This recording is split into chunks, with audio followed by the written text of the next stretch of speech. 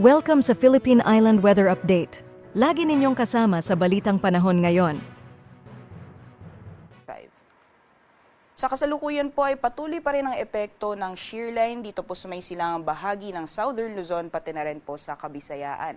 At kung makikita po natin dito sa ating latest satellite images, may mga kumpul na kaulapan po tayong namamataan, mostly dito po sa may eastern sections ng ating bansa.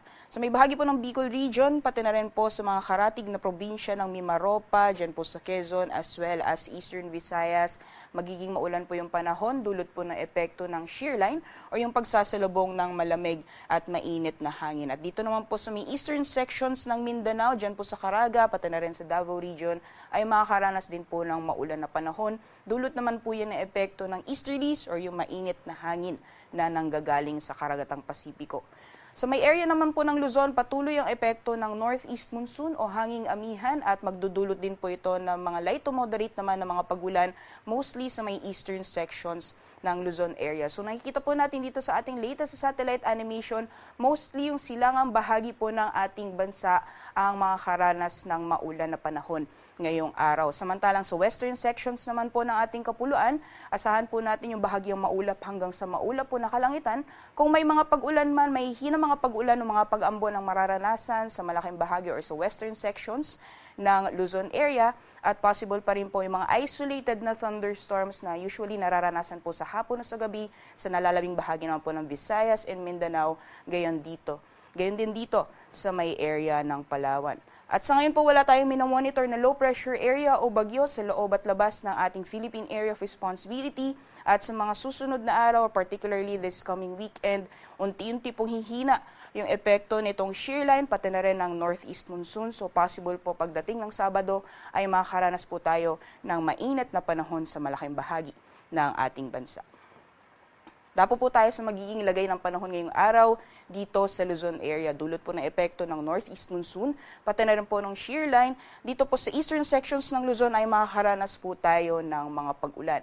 Dahil po sa epekto ng amihan, asahan po natin ang light to moderate na mga pag-ulan ngayong araw sa may bahagi po ng Cagayan Valley, Cordillera Administrative Region, gayon din sa may Aurora. At dahil naman po sa shear line, possible po yung scattered rains and thunderstorms sa Quezon, gayon din sa Laguna, pati na rin sa Bicol Region at yung mga karatig na probinsya sa may Mimaropa area.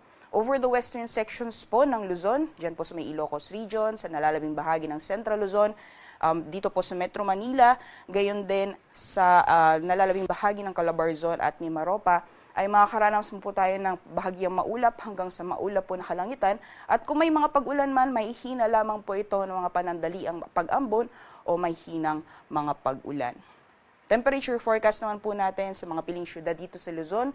Sa lawag po ay maglalaro mula 19 hanggang 30 degrees Celsius. Magiging malamig po ang panahon sa bahagi ng Tugigaraw mula 19 hanggang 25 degrees Celsius. For Baguio City, sa 12 to 22 degrees Celsius maximum temperatures, 30 degrees Celsius maximum temperatures ngayong araw for Metro Manila.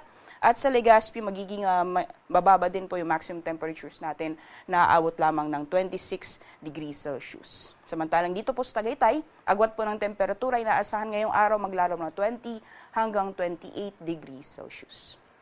So magiging lagay naman po ng panahon sa nalalabing bahagi po ng ating bansa. Mostly eastern sections po ng Visayas and Mindanao ay makakaranas ng mga scattered rains and thunderstorms dulot po ng epekto ng shear line. Diyan po sa may eastern Visayas at easterlies naman po dulot na epekto ng easterlies sa may bahagi po ng Caraga and Davao region. So doble ingat po sa ating mga kababayan, especially po sa eastern Visayas. Possible pa rin po yung moderate to heavy na mga pagulan dulot po ng epekto ng shear line.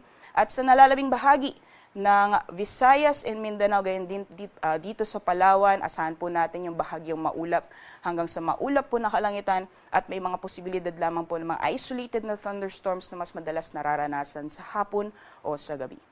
Temperature forecast naman po sa mga piling syudad dito po sa Palawan for Kalayaan Islands, 31 degrees Celsius maximum temperatures at 32 degrees Celsius maximum temperatures naman ngayong araw para dito sa Puerto Princesa. Sa mga piling syudad naman po ng Visayas, dyan po sa Iloilo at Cebu, maximum temperatures po natin ay aabot ng 31 degrees Celsius. At sa Tacloban naman po, agwat ng temperatura ay maglalaro ng 24 hanggang 29 degrees Celsius. Sa mga piling syudad naman po ng Mindanao, dito po sa Zamboanga, ay aabot po ng 33 degrees Celsius maximum temperatures. Sa Cagayan de Oro, 23 to 31 at sa Davao naman 25 to 32 degrees Celsius.